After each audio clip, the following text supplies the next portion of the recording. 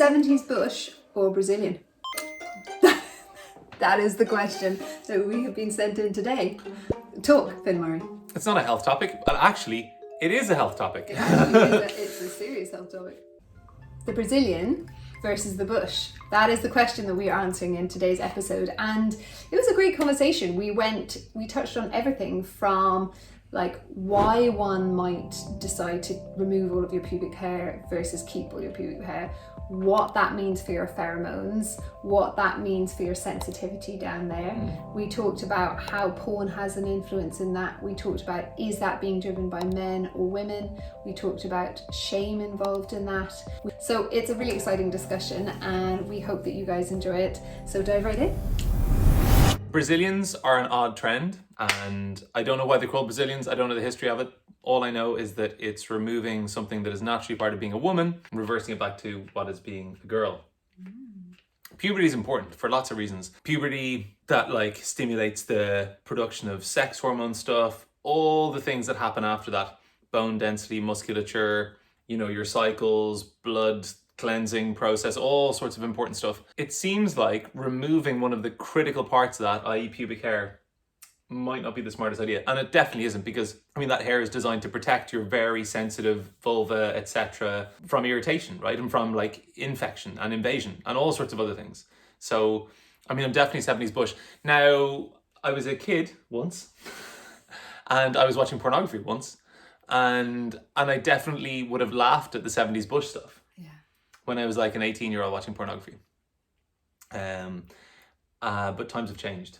And so like 70s Playboy, let's bring it back. I know, that's what I was thinking. It's so funny though, isn't it? Because I was thinking that, like, I remember, I probably can't tell that story actually because it involves people that probably wouldn't like to be. But anyway, but you don't have to say their names. At some point we found 70s Playboy editions somewhere.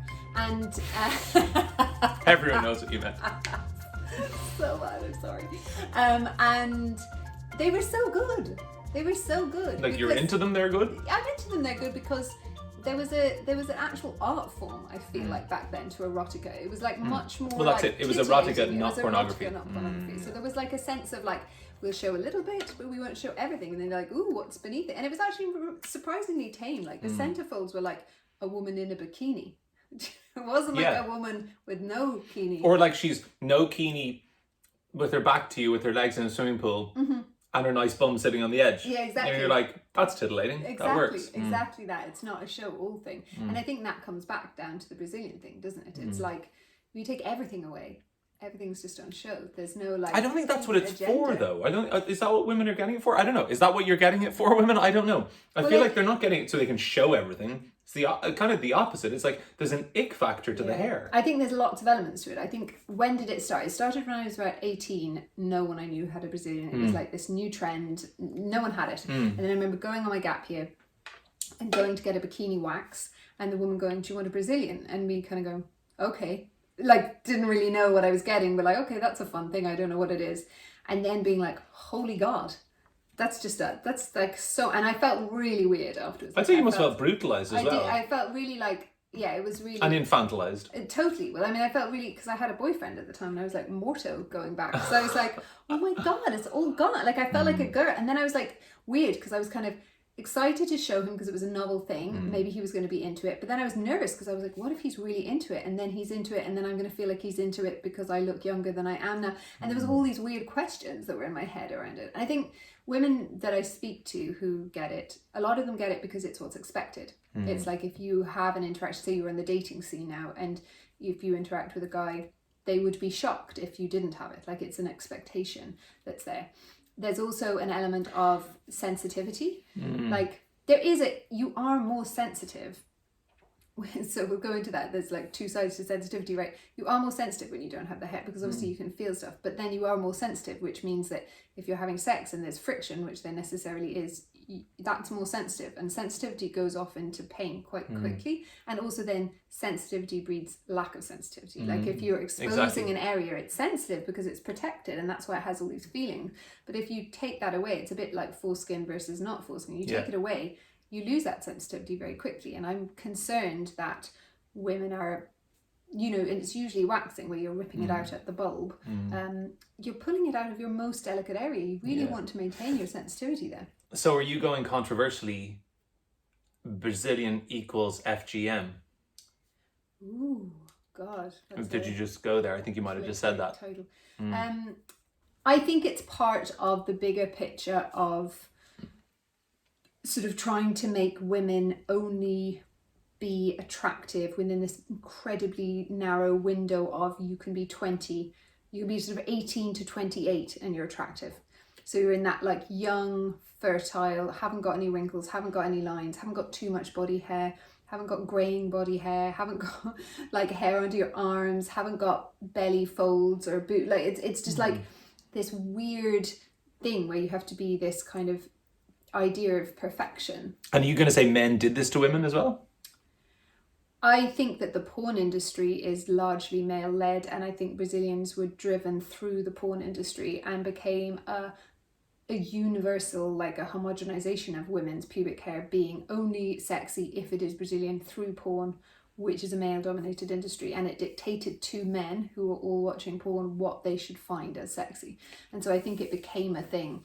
Like, obviously women are opting into it, but a lot of what women do is in order to please men, like in terms of their dressing, in terms of their sexuality, things like we would have traditionally been told, like if you ask it, I did a thing where we went into schools and we were talking to women and men, I mean women and girls and boys, about like what vulvas they found attractive. So there was like millions of different pictures, like what was the best one, what is the one you would want.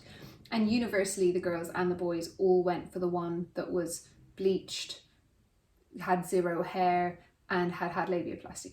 So that's the concept in both female and male minds now, is that it's an idea that actually isn't real. Like it isn't a woman's natural vulva of any kind is what's happening.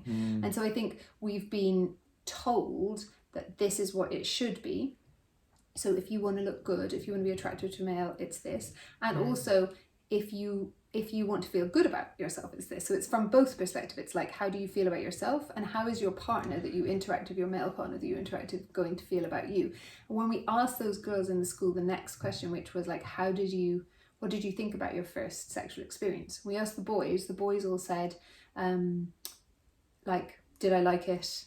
How did it feel? Do I want to do it again? The girls all went, did he think I was sexy? Did he think I was good at sex? Did he want to do it with me? So the girls' metric was, what did the boy think? And the boys' metric was, what do I think?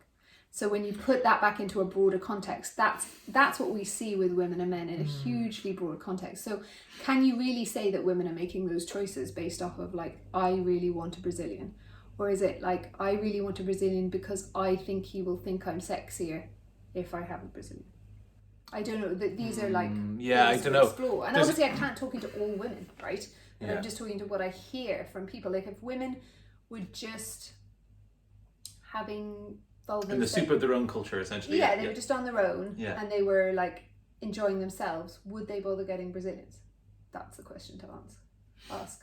I wonder. I do wonder, because I think the ick factor around hygiene, which is, of course, you know, we can say it's a male dominated or male perpetrated or male originated thing, because, you know, whatever his name is, who came up with the first bacterial thing and antibiotics and whatever, and that's kind of where that started. But I don't know that I think it might translate far outside or beyond the realm of what's sexually attractive in terms of why it happens. I think the ick factor is more like, it's like a blue cheese ick factor, like mold. It feels like it's more part of that cultural information as opposed to like what's sexually attractive in terms of women doing it, you know, in terms of the root cause. I know women don't like, let's say if they have a bikini on, they don't want hair. Not always, obviously there is definitely a revolt happening against that. Interesting revolt, but like the nature of having like a hair outside your bikini or whatever, bikini line, I feel like that's women for women and about women, as opposed to like, what will a man see?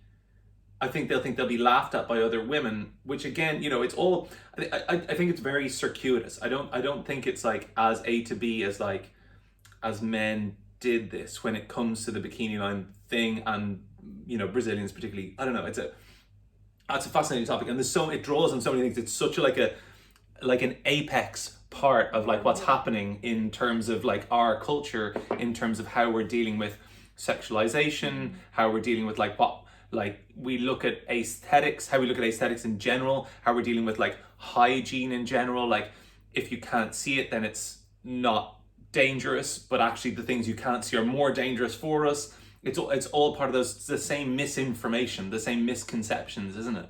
Yeah, I don't know. I think also that, I mean, it's worth saying clearly that the hair is there as a protection mechanism to protect us from bacteria and disease. Yeah. Like it's not that it holds bacteria and disease itself, but it's a protection mechanism against it. So you're much more likely to get thrush, cystitis, all of those kinds of things if you don't have hair there, because that is your protective barrier. Oh, big time. Oh, sorry, I wasn't saying the opposite. No, I know. I'm just saying to be really clear about it. If people are talking about the fact it's because they think it might be dirty, but actually it's the opposite of that. It is keeping you cleaner, like it is your protective mechanism. And the other aspect of that is the pheromone thing, which we haven't touched on. Like our hair contains those traps and contains our pheromones so that we are attracting the opposite sex, and it's promoting that sexuality and making us more attractive to the opposite sex. When we get rid of hair, like all over our body, we're losing the nuance of the pheromone aspect. And now we have these people like manufacturing pheromone perfumes to try and make us attractive, like have this pheromone perfume, it's continual Instagram ads, then men will come flocking to you. Did you see, look at me reacting to my girlfriend with my pheromone? But actually we would just have those pheromones on us all the time if we were allowed to have our body hair. Yeah. But now it's seen as like racy, or it's seen as like countercultural if you keep your armpit hair or you keep your leg hair. Like where it was personal preference, it's now like a political stance to do that thing. And I think, you know, when we talk about what would women want, I wonder, like when you did a poll of men in a vacuum anonymously of what they prefer and women in a vacuum of what they prefer for themselves, I wonder what the answers to those polls would be. Because what I hear from women is that from women who don't have resilience and who are on the dating scene, is that if they're interacting with a man and they don't have that, they're getting a shock reaction, that the men are expecting Brazilian and they're not happy if they don't get it. Yeah, I think women are also expecting hairless men. I think that's a whole other conversation, but it's part of the same topic. And it's interesting that where we went down this rabbit hole a little bit recently, didn't we, looking at like shavers for men, like ball shavers, and we couldn't find shavers for women for the same purpose, which shows you how much cultural attachment men have to shaving that part of themselves as well. And again, for that ick factor, you know, being hairy there is not seen as attractive, It's also because it like hides some of the size of your penis, I guess. So like guys are like, oh, look bigger, have more of it on show, whatever. But yeah, I think there's so many like nuanced things that have happened throughout the last 50 and 60 years. Industrialization, hygiene hypothesis, pornography, all of these things have like elicited this result, which is like Brazilian no hair. Yeah, what a bombshell to end on. A Brazilian bombshell. Yeah.